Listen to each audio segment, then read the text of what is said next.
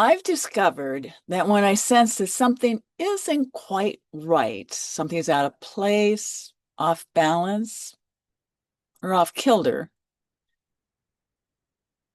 that often it may be the source of a magical $1 million moment. To see it, though, I need to be willing to let my curiosity free and to follow where it leads me. One morning while I was strolling along the edge of a cypress swamp, I spotted what looked like a small yellow bird fluttering among tall wildflowers. But something didn't seem quite right. Bright yellow birds are not native to this area, and migration season was already over.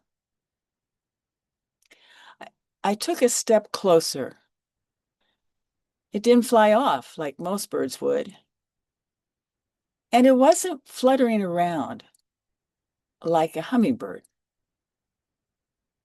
I took another step closer and it's a huge butterfly. Its body and underwings were brilliant yellow. Those are the colors that had caught my eye when I first thought that it was a bird. The top of its wings, which were closed when I first spotted it, were dark black. A bold yellow stripe stretched from the tip of one wing to the tip of the other, and another ran along its bottom edges.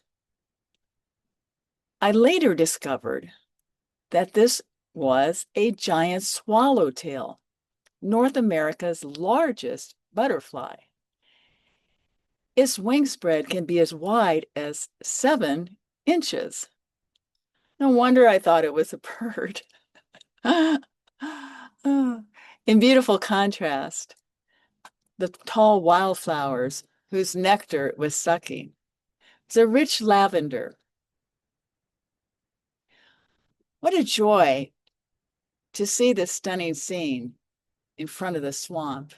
So short-lived, so fortuitous, and yes, so magical.